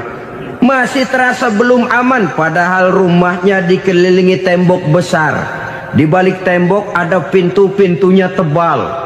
Di balik pintu itu terbuka masuk kamar, kamar pun ada pintunya, pintunya pun kuat. Masuk ke dalam kamar ada lemari, lemarinya pun pintunya kuat, dikunci, kuncinya pun kuat. Tapi terhadap seluruhnya yang timbul cuma sekedar was-was saja. Kesimpulannya sekali lagi, tanpa harta orang memang sulit untuk bahagia. Tapi harta semata-mata tidak merupakan jaminan orang akan bahagia. Dengan hati yang luas, itu modal utama untuk mencapai kebahagiaan hidup. Orang yang hatinya luas, saudara-saudara, punya hati yang lapang, melihat kenyataan hidup ini, dia bersyukur senantiasa kepada Allah. lantas tidak timbul hasud dan iri hatinya. Oleh karena itu jiwanya selalu lapang. Kalau tidak, cupik hati namanya, dangkal pandangan, tidak senang melihat orang lain dapat nikmat, dan itu sering dijadikan contoh. Kalau orang yang lapang dada, dia lihat tetangganya beli TV baru, dia berkata, alhamdulillah ya, tetangga kita beli TV, mudah-mudahan kita bisa ikut nonton. Lapang dadanya. Tapi orang yang sempit hati, lihat tetangga beli televisi, meriang. Enggak diapa-apain, meriang. Besoknya dengar tetangga beli motor, makin sakit, ke rumah sakit. Lalu di rumah sakit dengar tetangganya beli mobil, mati. Disiksa oleh perasaannya sendiri. Orang kalau hati sudah sempit dalam hidup, kemanapun dia pergi, sempit rasanya medan kehidupannya. Kemudian kita melihat juga ada orang yang menilai bahwa bahagia itu katanya kalau punya kedudukan yang tinggi, pangkat yang agung, wibawa yang besar. Mungkin betul, tapi mungkin juga tidak. Bergantung kepada hati orang yang punya pangkat itu. Sama dengan harta tadi. Harta akan membawa bahagia kalau dia jatuh ke tangan orang yang berhati lapang. Tapi harta akan jadi bencana kalau jatuh ke tangan hati orang yang sempit.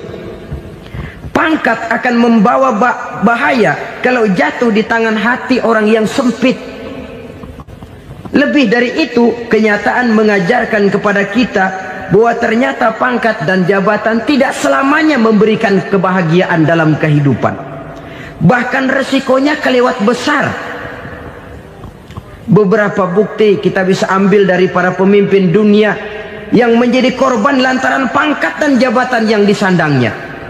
Saudara ingat Presiden Abraham Lincoln dan John Kennedy dari Amerika? Dibunuh orang. Park Chung-hee dari Korea Selatan, Ziaur Rahman dari Bangladesh, Anwar Sadat dari Mesir, terakhir Indira Gandhi dari India, menjadi korban dari pangkat dan jabatan yang disandangnya dari orang-orang yang tidak senang dia memegang jabatan itu. Dia akan mudah mengundang bencana. Sehingga pantas kalau seorang presiden terkemuka Amerika, Harry Truman namanya, dia mengatakan jabatan presiden itu, kata dia, seperti orang nunggang macan, naik macan. Harus kita taiki, kalau enggak dia bakal nerekam kita, ngeri katanya. Adapun orang yang hatinya lapang, kalau dia menerima pangkat dan jabatan, dianggapnya itu satu kesempatan untuk berbuat baik. Tapi orang yang berhati sempit, menerima pangkat dan jabatan, bukan kadang-kadang menerima, malah berusaha setengah mati mencapai dengan segala cara. Kalau perlu jilat atas, jilat atas. Jadi golongan sumuhun dawuh. Jadi kelompok kulon nuwun, yes sir, yang kerjanya cuma oke bos. Kalau perlu jilat atas, jilat atas. Kalau perlu injak yang bawah, injak yang bawah. Perlu sikut kiri kanan, sikut kiri kanan. Yang penting pangkat dapat, jabatan dapat. Orang yang semacam ini, kalau sudah mempunyai pangkat dan jabatan, biasanya dia tidak menganggap itu sebagai amanah, tidak menganggap sebagai kesempatan berbuat baik, tapi malah kesempatan untuk memperturutkan hawa nafsunya yang dilatar belakangi oleh kesempitan hatinya tadi. Apalagi kalau orang memperoleh pangkat karena banyak mengeluarkan uang. Seakan-akan pangkat dan jabatan itu sekarang macam proyek, pakai tender. Siapa yang berani bayar segini, naik. Nggak berani, minggir. Padahal logikanya, kalau orang mencapai satu jabatan karena banyak mengeluarkan uang, hampir bisa dipastikan bahwa setelah jabatan itu dia pegang, langkah pertama yang akan dilakukannya ialah berusaha bagaimana uang yang dia keluarkan supaya kembali. Ya paling kurang pulang modal dulu dong.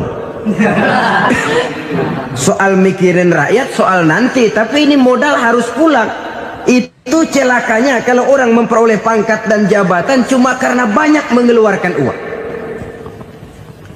Jarang orang yang mempunyai keyakinan dan pandangan bahwa pangkat dan jabatan merupakan amanah.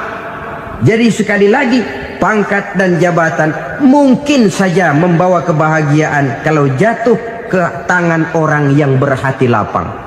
Tapi bisa jadi bencana kalau dia jatuh ke tangan orang yang mempunyai hati yang sempit. Dan lagi-lagi stresnya hati yang lapang. Lalu sebagian orang, saudara, ada yang berpandangan katanya bahagia itu kalau jadi orang terkenal, mempunyai popularitas, menjadi idola di kalangan remaja, di kalangan orang tua, di segala lapisan masyarakat. Padahal makin populer orang makin terikat dia. Ya kalau macam kita ini kan nggak punya nama, nggak populer, tengah malam buta mau nongkrong di warung Tegal aman. Tapi pangkat, jabatan, kedudukan, popularitas menyebabkan kita diikat dengan berbagai macam peraturan. Cuma mandi sama ke WC saja yang nggak dikawal.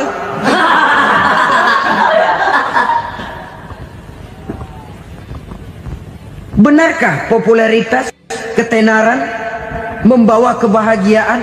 Mungkin, ya, tapi mungkin juga tidak. Kenapa? Banyak orang-orang populer yang mengakhiri hidupnya secara tragis. Kita ambil beberapa nama.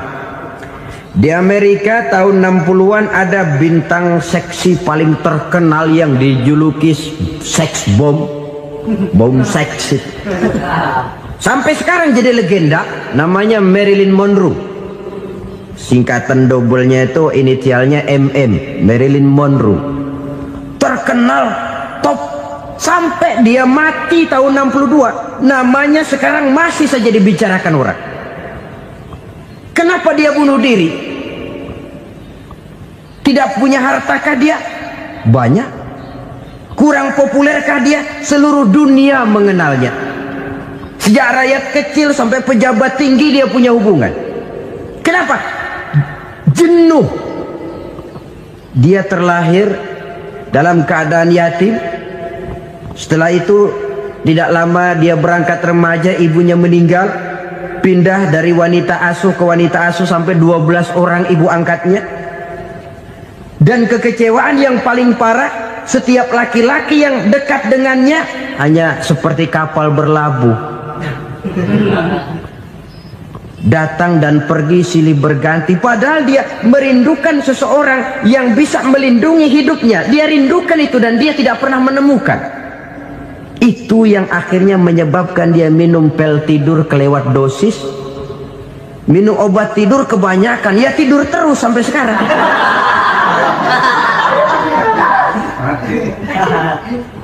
Dia mengakui, saya telah memiliki ketenaran, tapi saya tidak pernah hidup dalam ketenaran itu. Saya pandai main sandiwara, tapi saya ingin hidup dalam alam yang real sebagaimana umumnya orang. Itu yang dia rindukan. Menyusul jejak yang namanya Marilyn Monroe ini, Billie Holiday, saudara kenal tentu. Di rumah sakit dirawat. Dia juga minum obat overdosis, mati lagi. Jimi Hendrix minum obat tidur overdosis kelewat batas, mati lagi. Lalu yang menghanyutkan diri di danau, Janis Joplin dan Brian Jones. Ini orang-orang populer, orang-orang terkemuka yang mengakhiri hidup secara tragis, bukan karena tidak terkenal, mungkin karena sudah saking terkenalnya. Contoh paling belakangan, Bruce Lee. Wah, ini tukang-tukang kepruk tentu kenal siapa dia. Sampai sekarang pun tabir kematiannya masih merupakan misteri.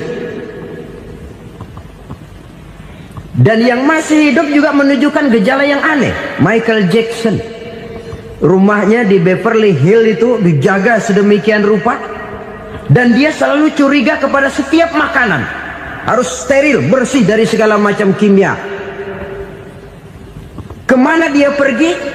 Itu tukang-tukang kepruk sudah selalu menjaga dan mengawal, dan dia seakan takut menunjukkan mukanya yang asli. Hingga kalau tampil ke tengah di luar show, dia kadang memakai pakaian yang tidak menunjukkan dia yang sebenarnya, takut dikenali orang. Ternyata popularitas sering jadi momok yang meracuni kehidupan manusia.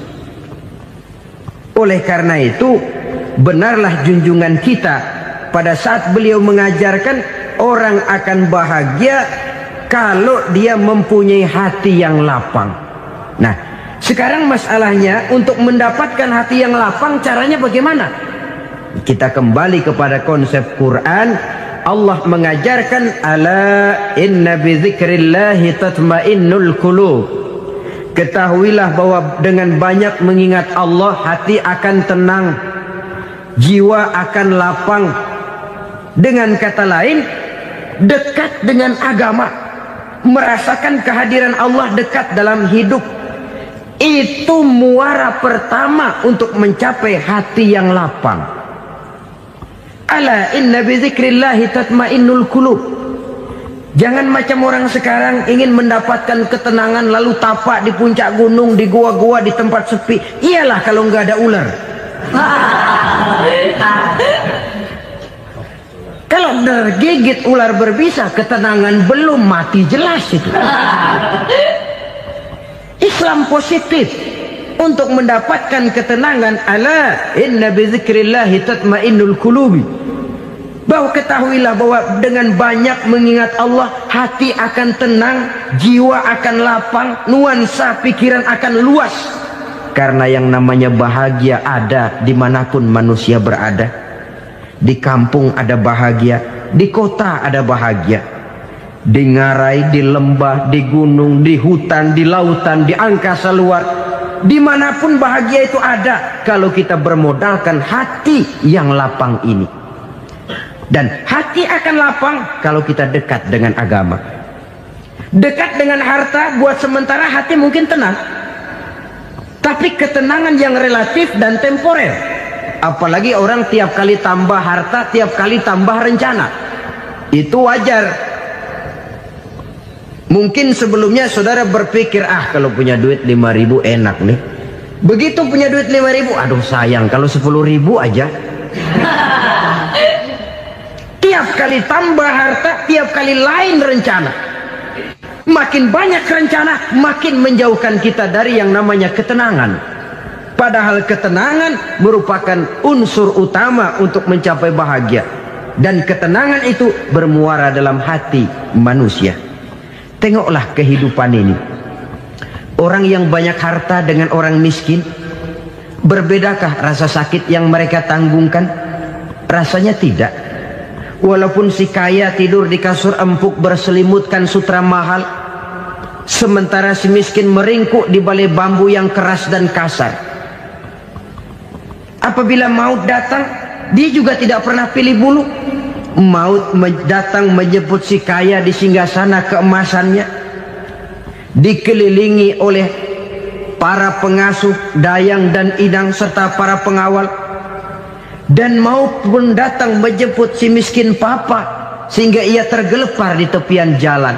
Kedua-duanya bernama mati. Kalau nyata bahwa sakit yang ditanggung si kaya tidak beda dengan sakit yang ditanggung si miskin, bukan harta semata yang membuat orang bahagia. Hati yang tenang, jiwa yang lapang penuh kedamaian, karena banyak berzikir dan mengingat Allah, itu merupakan modal utama untuk mencapai sesuatu yang bernama bahagia.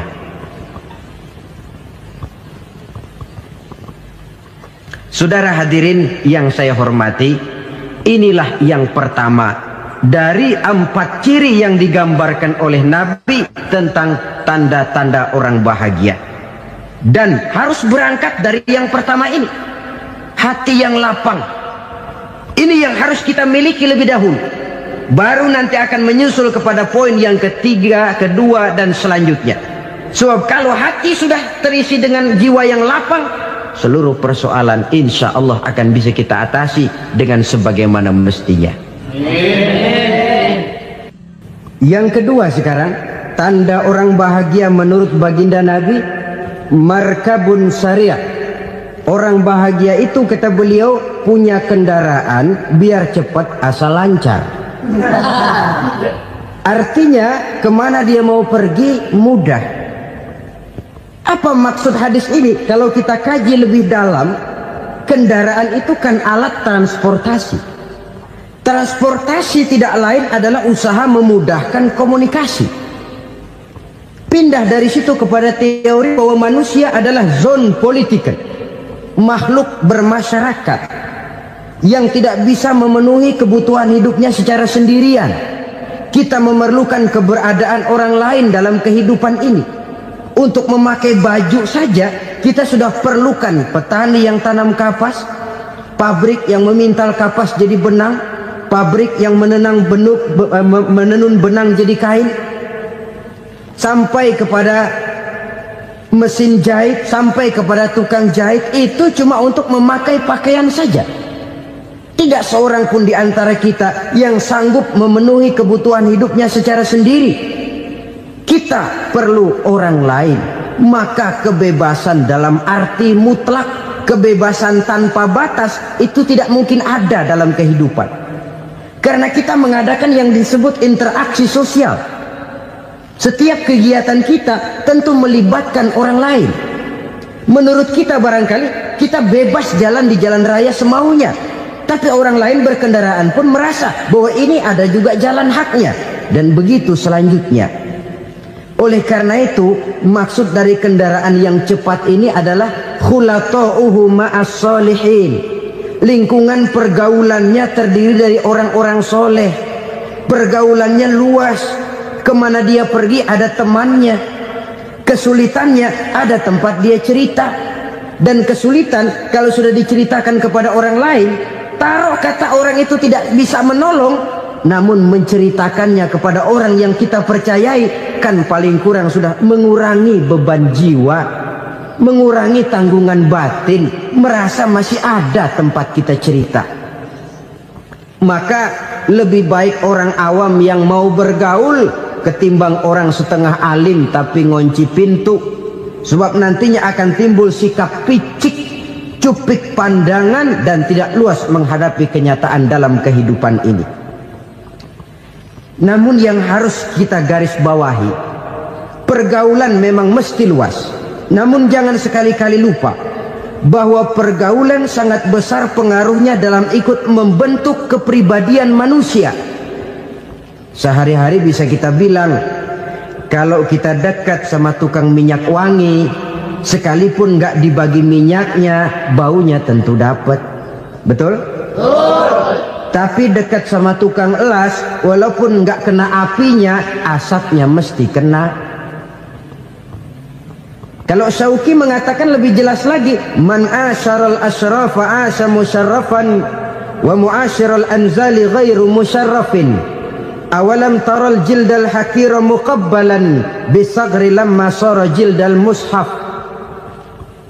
Siapa yang bergaul dengan orang mulia, dia bakal ikut menjadi mulia. Tapi siapa yang berteman dengan orang hina, dia tidak bakal ikut menjadi mulia. Tidakkah kau lihat, kata Syauqi, kulit kambing yang hina pun dicium orang ketika menjadi kantong Quran. Kulit kambing hina, kalau dia sendirian gak ada yang mau cium. Tapi begitu dia bergaul dengan Quran, menjadi kantong Quran, dipakein minyak wangi, ditaruh di tempat yang tinggi, mau diambil dicium dulu, dibawa dengan penuh hormat dan hati-hati. Kulit kambing yang hina lantaran berteman dengan Quran, numpang mujur. Tapi coba lihat kalau kulit kambing berteman dengan kayu, jadi beduk, habis. Zohor dikemplang, asar dipukul. Itu pun sedikit saja, cuma salah milih teman. Yang temannya Quran dihormati orang, yang temannya kayu lantaran jadi beduk, gelap-gelap subuh orang udah kemplangin.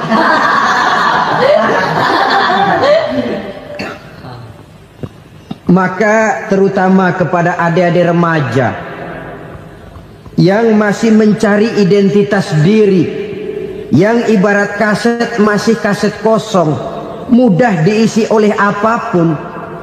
Pandai-pandailah memilih teman dalam bergaul. Karena banyak orang yang tadinya baik-baik, ketika terseret dalam pergaulan dengan orang yang tidak baik, kebaikannya menjadi lentur dan luntur. Tapi berapa banyak bajingan-bajingan tengik, orang-orang yang berlumur noda dan dosa, tiap hari melakukan maksiat, namun bergaul dengan orang yang baik-baik, pada akhirnya sedikit demi sedikit beringsut dan berangsur dia terbiasa mengikuti kebaikan-kebaikan.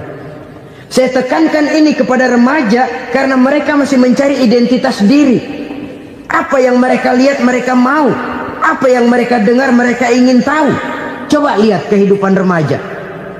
Pulang nonton film Rambo, pengen jadi Rambo, gagah, maunya belekai melulu. Pulang nonton film Superman, pengen bisa terbang. Pulang nonton India, nyanyi melulu. Wajar, mereka masih mencari identitas diri. Saya ini sebenarnya siapa? Lingkungan, pergaulan akan membentuk itu. Karena itu pandai-pandailah bergaul, karena ia sangat besar pengaruhnya dalam ikut membentuk kepribadian manusia. Apalagi sifat yang jelek lebih cepat menularnya ketimbang sifat yang baik. Sifat yang baik, watak yang soleh itu lambat sekali untuk menular. Tapi yang tidak baik, kan prosesnya mah kalau remaja biasanya mula-mula dengar. Karena dengar lalu pengen tahu. Karena pengen tahu lalu ngeliatin. Begitu ngeliatin kan pengen nyobain. Setelah nyobain ketagihan. Nah, ini prosesnya. Yang namanya ganja, morfin, narkotik, awalnya kan begitu. Mula-mula denger, katanya kalau sudah fly to the sky, sudah melayang ke langit, katanya disitulah puncak kebahagiaan. Mulanya cuma denger. Karena denger, pengen tahu. Karena pengen tahu, lalu ngeliat, kumpul sama orang yang suka ngeganja. Setelah ngeliat, nah pengen ngerasain. Begitu ngerasain, enak juga, ketagihan. Kalau sudah ketagihan jadi penyakit kronis, bisa merembet kepada yang lain. Iya, kalau orang tuanya mampu untuk beli morfin, beli ganja. Kalau tidak kan pikirannya ngayap, jemuran siapa ya gue sabet. Timbullah perbuatan-perbuatan negatif yang bermula dari salah pergaulan. Apalagi buat adik-adik remaja yang tinggal di kota-kota besar, yang pengaruh budaya, pengaruh kesenian, pengaruh struktur kehidupan yang nampak makin individualistis, di mana persaingan tajam, tensi ekonomi tinggi, orang mudah mengalami stres. Pandai-pandailah dalam bergaul, sekali lagi, karena ia sangat besar pengaruhnya dalam ikut membentuk kepribadian manusia. Orang bahagia punya kendaraan yang cepat, artinya punya pergaulan yang luas, dan lingkungan pergaulannya terdiri dari orang-orang yang soleh. Kemana dia pergi ada teman, kesulitannya ada tempat dia cerita. Tapi kalau sudah menyendiri, hidup sendiri, kesulitan dipikiri sendiri, bisa mati belum waktunya. Tidak ada tempat berbagi rasa, tidak ada tempat bercerita, tidak ada tempat mengurangi beban dalam kehidupan. Pantas betul kalau Islam sangat menggalakkan dan menganjurkan orang kalau sudah sampai waktunya itu untuk melangsungkan nikah. Kata Nabi, ya ma'syaras syabab man istata'a minkumul ba'at falyatazawwaj. Hai para pemuda, kalau sudah mampu memberi nafkah, kawinlah, nikahlah kamu. Kenapa? Sudah ada teman hidup, tempat berbagi rasa. Kesulitan kalau ada tempat cerita akan lebih ringan ketimbang kita telan sendiri, walaupun bobot kesulitannya sama beratnya. Saudara-saudara kaum muslimin rahimakumullah, inilah ciri yang kedua, punya kendaraan biar cepat asal lancar. Kemana kita mau pergi gampang. Dengan kata lain, setelah hati yang luas, pergaulan yang luas. Dua.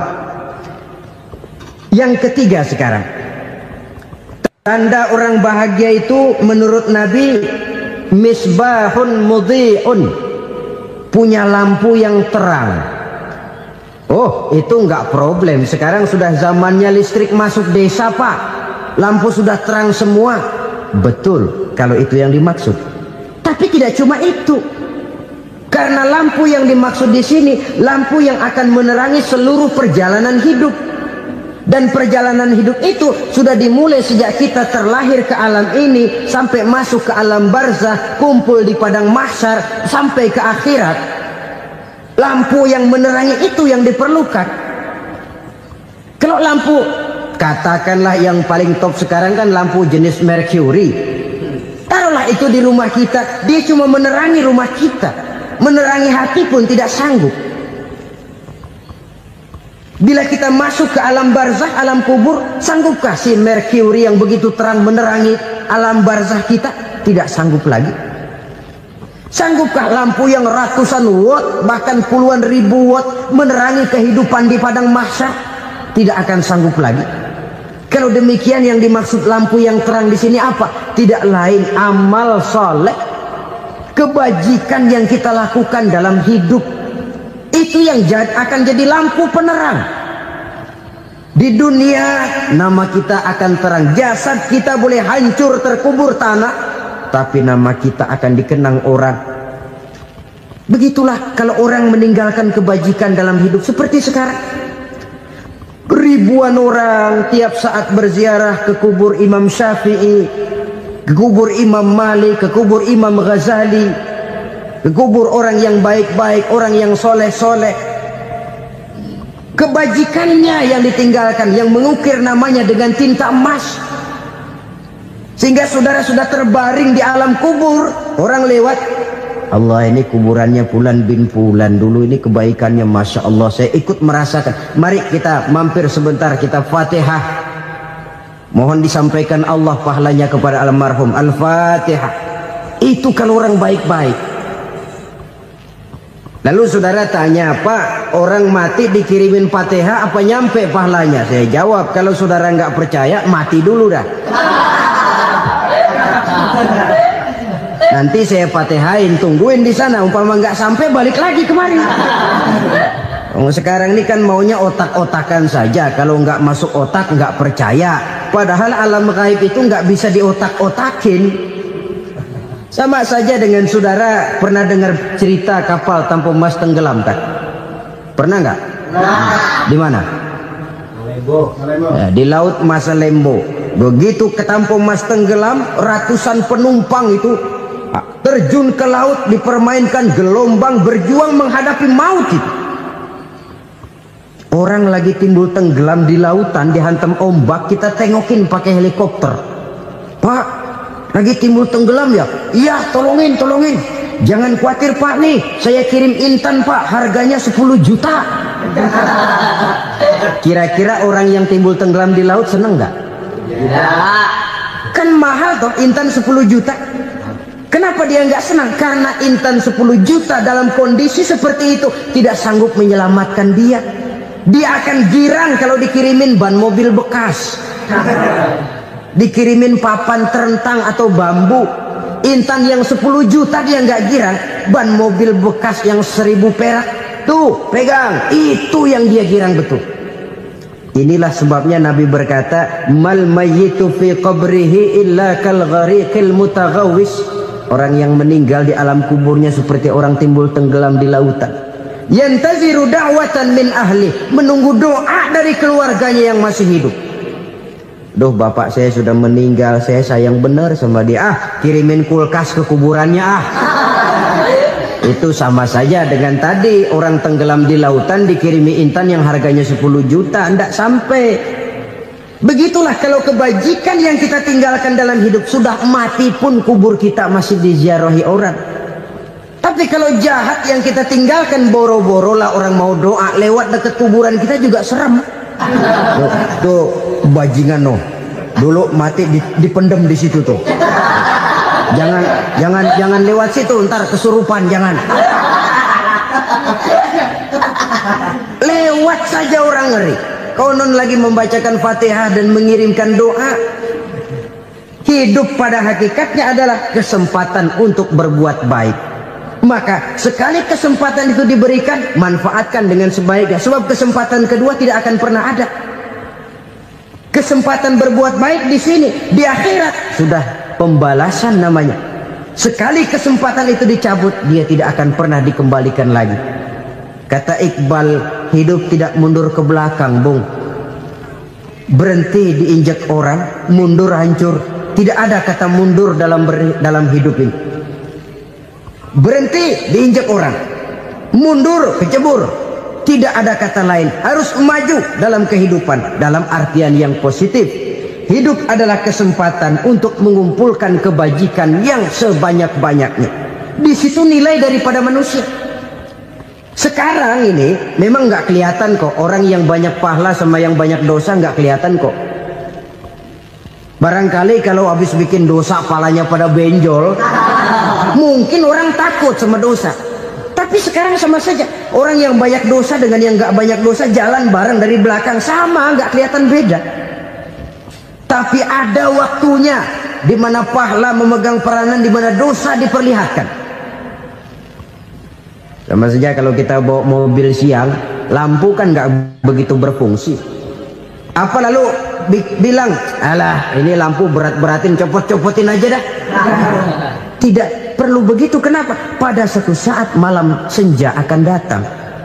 Bila matahari terbenam, senja pun datang, gelap mulai merayap, disitulah baru terasa perlunya lampu. Pahala begitu. Sekarang orang yang nggak ada pahalanya nggak kelihatan dalam kehidupan.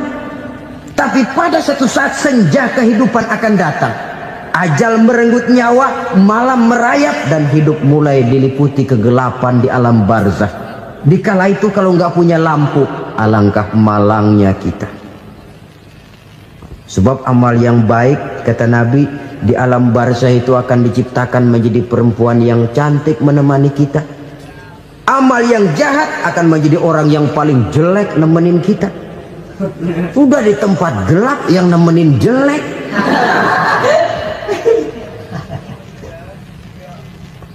Kaum muslimin rahimakumullah. Kalau demikian masalahnya, tergantunglah kita pandai memanfaatkan waktu. Al-waktu kasayf. Waktu itu cepat sekali. Yang namanya waktu itu tahu-tahu. Tahu-tahu. Udah tahun 87. Tahu-tahu. Udah begitu. Tahu-tahu. Yang kemarin anak-anak, sekarang udah pada punya anak. Tahu-tahu saja itu. Begitu cepat waktu berlalu. Kalau tidaklah pandai kita memanfaatkannya, akan rugi kita. Nabi bersabda, "Man kana yaumuhu khairun min amsihi fahuwa rabih." Barang siapa yang hari ini lebih baik daripada hari kemarin, itu orang untung. Hari ini lebih baik daripada kemarin. Bulan ini lebih baik dari bulan kemarin. Tahun ini lebih baik dari tahun kemarin. Itu orang yang beruntung. Tahun kemarin sembayangnya maghrib doang, sekarang udah tambah isya. Tahun kemarin cuman Idul Fitri aja ngancem bener, sekarang udah tambah Jumat, lalu tambah lagi maghrib, tambah lagi isya, dan selanjutnya. Hari ini lebih baik daripada kemarin, itu orang yang beruntung. Wa man kana yaumuhu mislu amsihi fahuwa khasir. Lalu barang siapa yang hari ini sama saja dengan hari kemarin, itu orang rugi. Hari ini sama dengan kemarin, rugi itu. Bulan ini begitu, bulan kemarin begitu, tahun ini begitu, tahun lalu juga begitu. Rugi itu orang. Rugi apa? Rugi umur. Umur tambah, amalan gak pernah tambah. Dan saya pikir lebih merupakan azab ketimbang nikmat kalau orang dikasih panjang umur cuma untuk numpuk dosa. Mending mana? Panjang umur banyak dosa sama pendek umur dikit dosa? Mending mana? Mending mana? Ya, paling mending tentu panjang umur banyak pahala. Tapi kalau tidak, sekali lagi, lebih merupakan azab ketimbang nikmat kalau orang diberikan panjang umur tapi cuma untuk sekedar menumpuk dosa. Kehilangan kesadaran bahwa dunia bukan terminal akhir dari satu perjalanan. Dia cuma halte di mana kita berhenti sebentar untuk menuju kepada terminal yang hakiki. Saudara-saudara kaum muslimin rahimakumullah, inilah lampu yang akan menerangi kehidupan.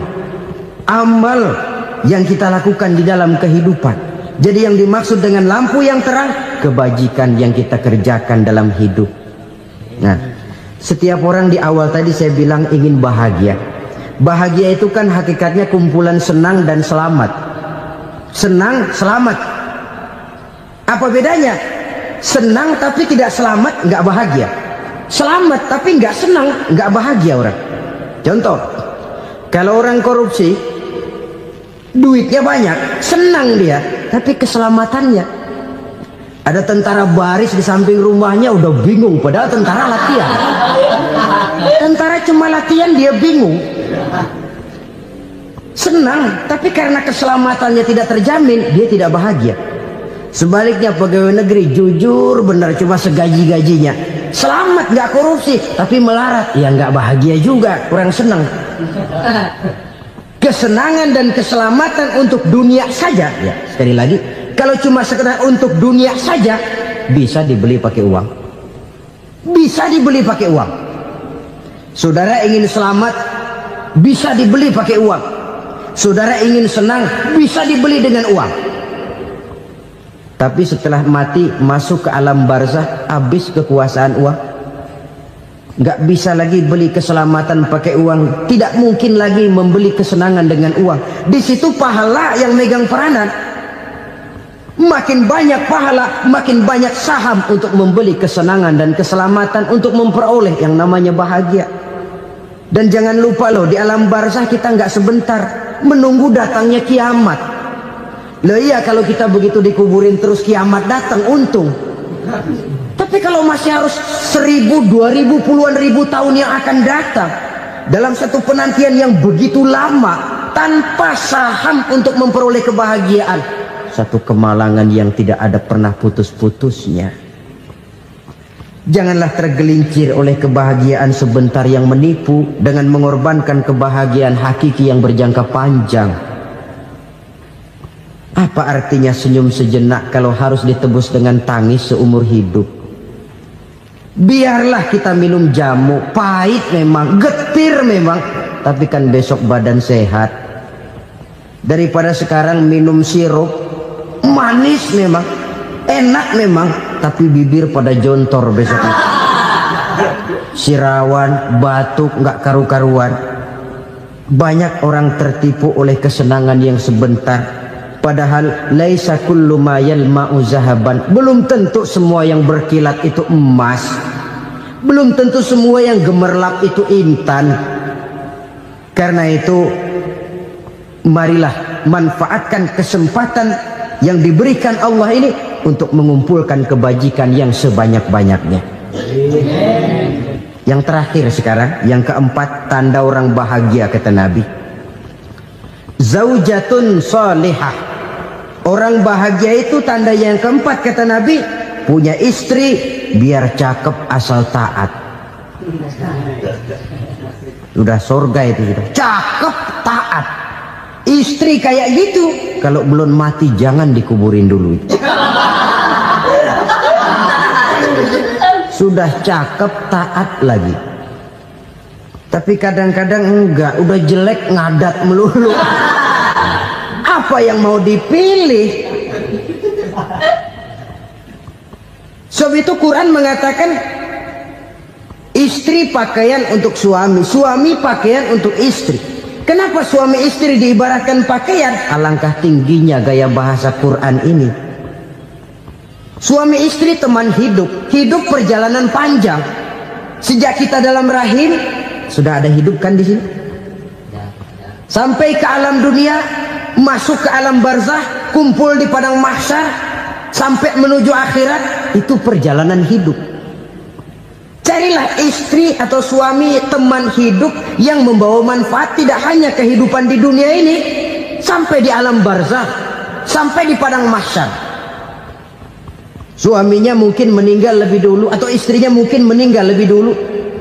Tapi suami atau istri yang masih hidup berbuat kebajikan, suami saya meninggal, ada hartanya, saya sedekahkan, niat pahala untuk almarhum suami saya. Ini teman hidup, tidak dibatasi dan tidak bisa dipisahkan oleh maut sekalipun. Zohirnya mungkin pisah, badannya mungkin pisah, tapi hatinya, jiwanya, kebersamaannya dalam menghadapi kehidupan. Karena itu saudara-saudara, bahasa Quran indah. Suami istri diibaratkan seperti pakaian. Apa fungsi pakaian? Pertama, pakaian jadi kebanggaan. Artinya suami harus menjadi kebanggaan istri, istri harus jadi kebanggaan suami. Yang kedua, pakaian itu kan fungsinya menutup aurat. Artinya sesama suami istri harus saling menjaga kekurangan masing-masing. Jangan malah sesama suami istri saling membongkar rahasia dan aibnya sendiri-sendiri. Istrinya diceritain jeleknya di mana-mana, atau suaminya dibongkar rahasianya di pasar umum. Itu sudah tidak lagi berfungsi sebagai pakaian. Kenapa semua ini diperlukan? Karena kita menyadari bangsa yang baik terdiri dari masyarakat yang baik. Masyarakat yang baik merupakan susunan dari warga yang baik. Warga yang baik adalah terdiri dari rumah tangga yang baik. Dan rumah tangga yang baik merupakan susunan dari pribadi yang baik. Dari situ langkah dimulai. Membangun satu bangsa yang baik diawali dengan membangun rumah tangga yang baik, dengan menciptakan pribadi-pribadi yang baik. Sehingga dari sini diharapkan berkembanglah nilai-nilai kebaikan. Orang akan bahagia mempunyai istri yang soleh. Kenapa? Tidak ada seorang suami bisa sukses jadi apapun dia, apapun profesinya. Dokterkah, kiaikah, mubalikah, petanikah, pengusahakah, pejabat tinggikah. Tidak ada seorang suami yang bisa sukses tanpa peran serta istrinya. Walaupun memang peranan itu tidak begitu kelihatan, tapi sangat menentukan. Karena itu, saudara hadirin yang saya hormati, Islam sangat menghargai kaum wanita, memberikan kedudukan yang tinggi sepanjang tidak mematikan kodrat kewanitaannya. Nah, kalau sudah kesuksesan ini diawali dari rumah tangga, karier di masyarakat mudah untuk dikejar. Tapi keberantakan di rumah tangga merupakan kegagalan pertama di tempat lain.